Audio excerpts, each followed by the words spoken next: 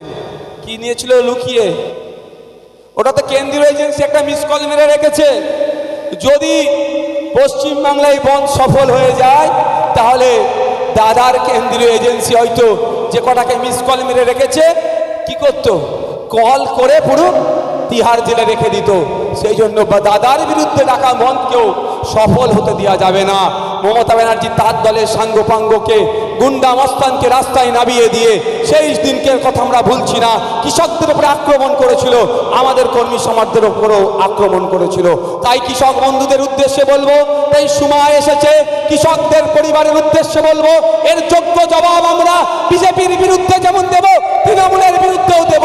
আগামী জুন মাসের 1 তারিখে এই বিজেপি এবং তৃণমূলের বিরুদ্ধে ভোট দেবেন, কাম চিহ্নে ভোট দিয়ে আমাদের মধ্যে থেকে তাপস ব্যানার্জি মহাশয়কে পার্লামেন্টে পাঠাবেন।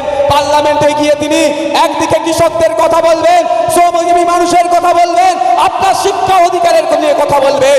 আপনারা জানেন ন্যাশনাল এডুকেশন পলিসি 2020 নামে যে পলিসি নিয়ে এসেছে কেন্দ্র সরকার, বিদায়ী কেন্দ্র সরকার নিয়ে এসেছে, সেই পলিসি এমন জায়গায় দাঁড়াচ্ছে যার বাবার অর্থশালী, যার বাবা প্রভাবশালী, যার এক কথায় তাকে টাকা আছে, তার সন্তানরা পড়াশোনা করতে পারবে।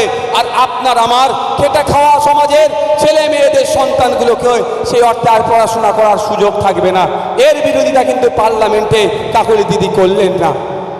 তাই আমরা যারা শ্রমজীবী মানুষ, দিন আনে দিন খাই, সকালে মাঠে যাই, সন্ধ্যায় মাঠে ফিরি, সবজি বিক্রেতা, ভ্যান চালক, কলকারখানায় কাজ করি, আমরা ন্যূনতম মজুরি ঠিকঠাক পাচ্ছি না, তাদের বলবো ঐক্যবদ্ধ হন আপনার অধিকারের জন্য।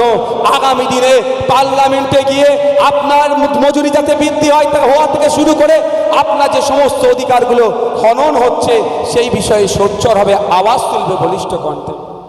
তাই জনগণের উদ্দেশ্যে বলবো, আমাদের ভুলে গেলে চলবে না। নুপুর শর্মার কথা মনে আছে তো নাকি? মনে আছে তো? নবান্নের 14 তলা থেকে কি বলেছিলেন মমতা ব্যানার্জি? যে নুপুর শর্মা যখন হযরত মুহাম্মদ সাল্লাল্লাহু আলাইহি সাল্লাম সম্পর্কে কুমন্তব্য করেছিল, অশ্লীল মন্তব্য করেছিল, অবাঞ্ছিত মন্তব্য করেছিল, পশ্চিম বাংলার ধর্মপ্রাণ মুসলমান যখন গণতান্ত্রিক প্রক্রিয়াতে এর প্রতিবাদ করছিল, মাননীয় তখন কিন্তু আমাদের উদ্দেশ্যে বলেছিল, মুসলমানদের উদ্দেশ্যে বলেছিল, ধর্মপ্রাণ মানুষের উদ্দেশ্যে বলেছিল, এটা দিল্লির বিষয়, দিল্লি গিয়ে প্রতিবাদ করুন। তখন থেকে আমরা ভুলছি না। হ্যাঁ, এটা দিল্লির বিষয় আপনি বলছেন, আমার রাজ্য অধিকারের প্রতিবাদের অধিকার আছে, তারপরেও আপনি আমাদেরকে অপমানিত করেছেন। আপনি হযরত মুহাম্মদ সাল্লাল্লাহু আলাইহি সাল্লামকে মাননেওয়ালা, তার ফলোয়ারদেরকে আপনি অপমানিত করেছেন। তাই তারা প্রতিজ্ঞাবদ্ধ হয়েছে, আগামী দিনে আমরা তাপস ব্যানার্জিকে দিল্লি পাঠাবো। আমাদের অধিকারের কথা তাপস ব্যানার্জি দিল্লি থেকে লড়াই করবে, আর আমরা মাঠে ময়দানে গণতান্ত্রিক প্রক্রিয়াতে লড়াই করব। বলেছিল না দিল্লি গিয়ে আন্দোলন করতে? আমরা তো পশ্চিমবাংলা থেকে দিল্লিতে পাঠিয়েছিলাম আমাদের হয়ে আন্দোলন করার জন্য, করেনি, ব্যর্থ হয়েছে, আর আমাদেরকে টিপ্পিনি কেটেছে। তাই আমরাও কি করব? আগামী দিনে আমাদের কোনো বিষয় দিল্লিতে তোলার দরকার হলে, দেশের আইনসভার মধ্যে তোলার দরকার হলে, কোনো মমতা ব্যানার্জির মুখাপেক্ষী আমরা হব না, কোনো শুভেন্দু অধিকারীর মুখের দিকে তাকিয়ে থাকবো না। আমরা খামচিহ্নের পক্ষ থেকে, আমাদের পক্ষ থেকে আমরা আমাদের লোককে দিল্লিতে পাঠাবো। আমার সমস্যার কথা আমার লোক বলবে, আমার সমস্যার কথা, আমার সমস্যার কথা আমার লোক বলবে। অনেক হয়েছে ভাই, আমরা ভুলে যাচ্ছি না হরিচাঁদ ঠাকুর, গুরুচাঁদ ঠাকুরের নামকে নিয়ে যারা খিল্লি করেছে। মনে আছে তো নাকি আপনাদের? মতুয়া সমাজের তিনারা ধর্মগুরু, তিনাদের হাত ধরে মতুয়া সমাজের প্রতিষ্ঠিত হয়েছে। মতুয়া সমাজকে এক প্রকার নিয়ে খিল্লি করা হয়েছে। আমি বারবার বলে এসেছি, আজকেও বলছি, যেমন আমার কাছে হযরত মুহাম্মদ সাল্লাল্লাহু আলাইহি সাল্লামকে অপমান করেছে, যার আমি বিরোধিতা করছি, একইভাবে বিগত দিনেও করেছি, আজকেও করছি। মতুয়া সমাজের ধর্মগুরুদের নামকে নিয়েও কিন্তু মমতা ব্যানার্জি নিজে খিল্লি করেছে। তাই সময় এসেছে, নুপুর শর্মার বিরুদ্ধে যখন আন্দোলন করছিলাম, আমাদেরকে যিনি দিল্লি যাওয়ার কথা বলেছেন তাকে যেমন জবাব দেব, মতুয়া সমাজের ধর্মগুরুদের নাম নিয়ে যিনি খিল্লি করেছেন তাকেও একইভাবে জবাব আমরা দেব। হবে তো নাকি ভাই? কোনো কারো অধিকার নাই কোনো ধর্মগুরুকে নিয়ে কিছু কথা বলা। কয়েকদিন আগে দেখলাম, আমি শুধু অবাক হয়ে যাচ্ছি, 140 কোটি মানুষের তিনি জনপ্রতিনিধি। তিনি নির্দিষ্ট কোনো দলের জনপ্রতিনিধি নয়। তিনি যখন প্রধানমন্ত্রী হয়েছেন, নরেন্দ্র দামোদর দাস মোদী, তিনি সমস্ত ভারতীয় প্রধানমন্ত্রী। যে ভোট দেয়নি তারও প্রধানমন্ত্রী, যিনি ভোট দিয়েছেন তারও প্রধানমন্ত্রী। কিন্তু দুঃখের বিষয়, তাদের আপকি বার 400 বার তার মুখ থুবড়ে পড়বে কি পশ্চিমবাংলা থেকে শুরু করে সারা দেশের নিরিখে বিজেপি এবারে ধরাশায়ী হবে। তিনারা বুঝতে পেরে গিয়েছেন। সেই জন্য শুনলাম রাজস্থানে গিয়ে এমন ভোটের প্রচারে গিয়ে মন্তব্য করছেন, মুসলিম সমাজকে টার্গেট করে অপদার্থের মতো যে বক্তব্য তিনি দিয়েছেন, তিনি দায়িত্বশীলতার পরিচয় দেননি। তিনি একজন প্রধানমন্ত্রীর পদে ছিলেন, তার পরিচয় তিনি রাখলেন না। তিনি যেভাবে মুসলিম সমাজ সম্পর্কে বাজে মন্তব্য করলেন, ইতিপূর্বে আমরা আমাদের পার্টির পক্ষ থেকে ইসিআইয়ের কাছে আমরা জানিয়েছি অবিলম্বে দেশের বিদায়ী প্রধানমন্ত্রী নরেন্দ্র দামোদর দাস মোদীর বিরুদ্ধে ইসিআই অ্যাকশন নিক, তার জন্য আমরা ওখানে কমপ্লেন করছি। সাথে সাথে এই মঞ্চ থেকে আমরা ধিক্কার নিন্দা জানাই। এটা সেকুলার কান্ট্রি, যে যার মতো ভাবে ধর্মচরণ করবে, যে যার মতো ভাবে খাবে, যার যেটা অভ্যাস আছে সে সেটা পালন করবে। কিন্তু দুঃখের বিষয়, বারবার যেভাবে ধর্মকে টার্গেট করে, বর্ণকে টার্গেট করে, জাতকে টার্গেট করে আক্রমণ করছে, তার ধিক্কার নিন্দা জানাচ্ছি। আপনাদের বলে রাখি, ভুলে গেলে চলবে না, এই ভোট আসছে, এই সময় বিভাজনের রাজনীতি করবে। অনেক প্রতিশ্রুতি দিয়েছে, সবই ব্যর্থ হয়েছে কেন্দ্রের বিজেপি সরকারের। এই সুকান্ত বাবুদের সরকার, এই দিলীপ বাবুদের সরকার, এই সুবান্ধু বাবুদের সরকার বছরে 15 লক্ষ করে, বছরে 2 কোটি চাকরি দেওয়ার কথা বলেছে। চাকরি তো দূরের কথা, দেশের ইতিহাসে সর্বোচ্চ বেকারত্বের দিকে আমরা এগিয়ে যাচ্ছি। যে বেকারত্বের সংখ্যা বাড়ছে, সেই বেকারত্বের মধ্যে 86% যুব সমাজ পড়ে যাচ্ছে। এরা সবেতে ব্যর্থ হয়েছে। এবার এরা ধর্ম খেলে নিজেদের অস্তিত্ব বাঁচিয়ে রাখার চেষ্টা করবে। আমি অনুরোধ করব সমস্ত শুভবুদ্ধি সম্পন্ন মানুষের কাছে, ভোট আসবে, ভোট যাবে, এই নেতাদের চক্করে আপনারা পড়বেন না। নেতারা ভোট নিয়ে নেতা হবে, এই নেতাদের জন্য বিভাজনের রাজনীতিতে কেউ ফাঁদে পা দেবেন না। প্রত্যেকে এই বিভাজনের রাজনীতিকে আপনারা পরাস্ত করুন। জাতের নামে যারা ভোট চাইবে তাদেরকে আপনারা ইগনোর করুন, ধর্মের নামে যারা ভোট চাইবে তাদেরকে পরাস্ত করুন, এদেরকে জনবিচ্ছিন্ন করুন। হবে তো নাকি ভাই? হবে তো নাকি? যারা জাতের নামে ভোট দিয়েছে সেই জাত সব থেকে বেশি ক্ষতিগ্রস্ত হয়েছে। 2011 সালের আগে মমতা ব্যানার্জি এই রাজারহাট, নিউ টাউন, এই ভাঙড় টাউন থেকে শুরু করে কি বলতো, যে সাচার কমিটির সুপারিশগুলো দেখিয়ে কি বলতো, এই মুসলমান খাতরে মে হ্যাঁ। ওখানে ওরা কি করছে? যারা দায়িত্বশীলেরা আছে ওপরে বসুন, সরে যান। এখানে তোমরা কি করছো ভাই? ব্যাচ পড়ে ওখানে জোপড়ে এসে বসো না। গল্প করা হলে ঘরে যে গল্প করুন। 2011 সালের আগে মমতা ব্যানার্জি কি বলেছিল? মুসলিম খাতরে মে হ্যাঁ, তাই তো নাকি? ভুলে গিয়েছেন এক্ষুনি? ভুলে গিয়েছেন নাকি? সাচার কমিটির রিপোর্টটাকে দেখিয়ে কি বলেছিল? এই দেখো মুসলমানদের শিক্ষায় কি অবস্থা, স্বাস্থ্যে কি অবস্থা, কর্মসংস্থানে কি অবস্থা, উচ্চশিক্ষায় এরা কোন জায়গায় গিয়েছে, এগুলো সব বলতো তো নাকি? ওয়াক্ফ প্রপার্টি উদ্ধার হয়ে যাবে, অনেক ভালো ভালো কথা শুনিয়েছিল। মুসলমানরা ভেবেছিল এবার মুসলমানদেরকে এবার হয়তো কেউ উদ্ধার করবে। উদ্ধার তো দূরের কথা, আমি আপনাদের বলে যাচ্ছি, তথ্য দিয়ে বলছি, এই পশ্চিমবাংলাতে 2011 সালে সেই যে সরকারি চাকরি ছিল, তখন প্রায় 100 জন সরকারি চাকরি করলে তার মধ্যে মুসলিমদের পার্সেন্টেজ ছিল 4 জন। দেখুন 2011-13 বছর সরকার চলছে, এত উদ্ধার করেছে। উদ্ধার করার নামে একটু তথ্য তুলে দেখতে পাবেন, এখন 100 জন চাকরি করলে সেখানে মুসলিম একজনকেও সেই অর্থে খুঁজে পাওয়া যাচ্ছে না। কিন্তু মুসলমানকে উদ্ধার করতে এসেছিল, ধর্মের নামে ভোট চেয়েছিল। আমরা কি ভেবেছিলাম এবার হয়তো আমাদেরকে কেউ বিপদ মুক্ত করবে, ভোট ঢালাও দিয়ে দিলাম।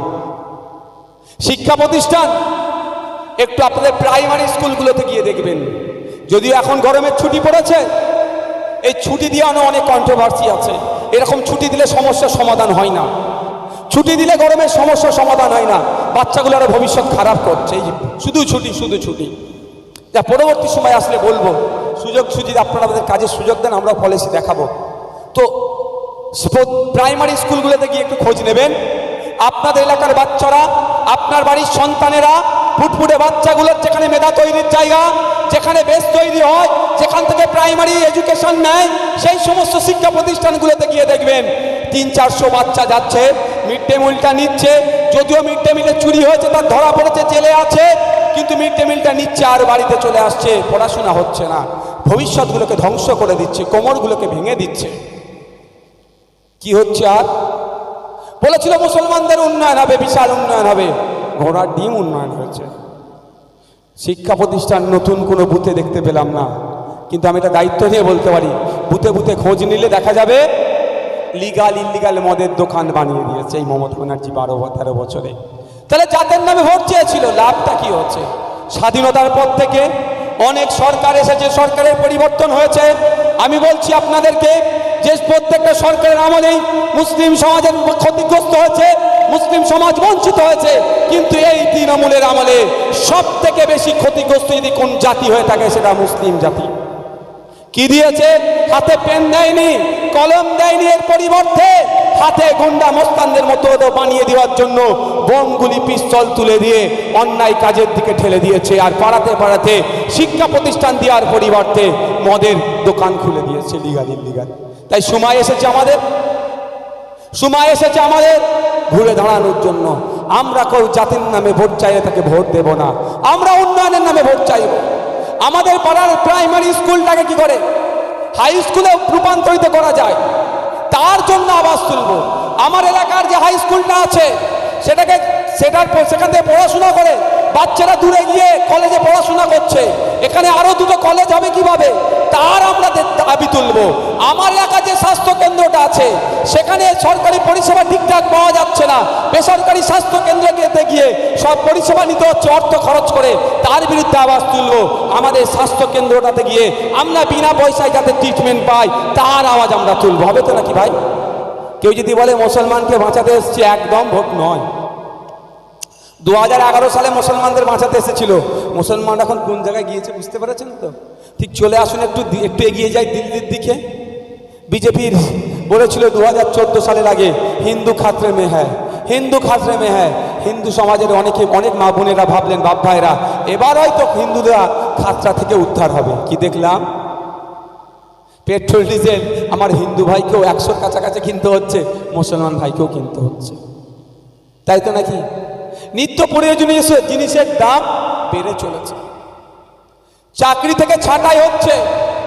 LIC 1956 সালে 5 কোটি টাকা ইনভেস্ট করে তৈরি হয়েছিল, আজকের ডেটে প্রায় 35,000 কোটি টাকা তার প্রপার্টি, তারও শেয়ার বিক্রি করে দিচ্ছে এই মোদিজি এসে। আর LICতে 98% আমার হিন্দু সমাজের মা বাপ ভাইরা, তাই তো নাকি? তাহলে ক্ষতিকার করছে। দেশ স্বাধীন হওয়ার পর থেকে হিন্দু ভাইদের যদি সব থেকে বেশি ক্ষতি করে থাকে কোন সরকার, সেটা এই মোদিজি সরকার করছে। কিন্তু আমরা কি দেখছি? 2011-তে মুসলমানকে উদ্ধারের নামে ভোট চেয়ে ভোট হলো, মুসলমানরা তলানিতে চলে গেল, আর মমতা ব্যানার্জির ভাইপোর সম্পত্তি রকেটের গতিতে বেড়ে গেল। আর 2014-র আগে হিন্দু নাকি খাতরে ছিল, খাতরা থেকে উদ্ধার করতে এসে অমিত শাহ হাজির ছেলের ব্যবসা প্রায় 15,000 গুণ বৃদ্ধি পেয়ে গেল। আর আমার পাশের বাড়ির যে রাম কাকু 2014 সালের আগে যে অবস্থায় ছিল তার থেকে খারাপ অবস্থা হয়ে গেল। আর 2011 সালের আগে রহিম চাচা যতটা না ভালো ছিল, এখন দেখুন তার অবস্থা আরো খারাপ হয়ে গেল। এরা ধর্মের নামে ভোট চেয়েছিল, আমাদের ধর্ম জাতের নামে ভোট চাইলে তাদেরকে পরাস্ত করতে হবে, এটা মাথায় রাখবেন আপনারা। এখন আমাদের কাকুলিদি ফতোয়া দিচ্ছেন, যারা ISF করবে তারা নাকি কি বলেছে, হ্যাঁ বুঝতে পেরেছেন তো কতটা মরিয়া হয়ে উঠেছে? কেন এমন বলছে? ISF করলে নাকি এই হয়ে যাবে সেই হয়ে যাবে। ব্যাপারটা হচ্ছে এরা বুঝে গিয়েছে ISF-এর ছায়াতলে সমস্ত জাত ধর্ম বর্ণের মানুষের আজকে এসে যোগদান করছে, আশ্রয়স্থল হয়ে উঠছে। ISF-এর এক বিধায়ক তথা সংযুক্ত মোর্চার এক বিধায়কই রাজ্যের আইনসভার মধ্যে যেভাবে প্রত্যেকটা সমাজের মানুষের কথা বলছে, এতে তৃণমূল ভয় পেয়ে গিয়েছে, এতে বিজেপি ভয় পাচ্ছে। কেউ আমাদেরকে আজকে কে বলছে কার কাছ থেকে কত টাকা নিয়েছো, কি সেটিং করছো। তারা ভালো করে বুঝে নিয়েছে, একদিকে যেমন আইএসএফ মুসলিম সমাজের বঞ্চিত যারা হচ্ছে তাদের হয়ে আওয়াজ তুলছে, একদিকে আদিবাসীদের উপর যে অত্যাচার হচ্ছে, তাদের জমি জঙ্গলের অধিকার কেড়ে নিচ্ছে, তার বিরুদ্ধে কথা বলছে, অপরদিকে মতুয়া সমাজের ধর্মগুরুকে নিয়ে যখন বাজে মন্তব্য করছে তার বিরুদ্ধে করছে, নমশূদ্র ভাইদের অধিকারের কথা বলছে, এসসি কোটায় নন এসসিরা চাকরি করছে কেন তার বিরোধিতা করছে। ফলে সমস্ত শ্রেণীর মানুষ আইএসএফকে আশ্রয়স্থল হিসাবে বেছে নিচ্ছে। এরা ভয় পেয়ে গিয়ে আমাদেরকে আটকানোর জন্য যে যা পাচ্ছে সার্টিফিকেট দিয়ে দিচ্ছে। মমতা ব্যানার্জির ইউনিভার্সিটির মুফতি আমাকে আপনাকে সার্টিফিকেট দিলে সেটা কি আর লাগবে?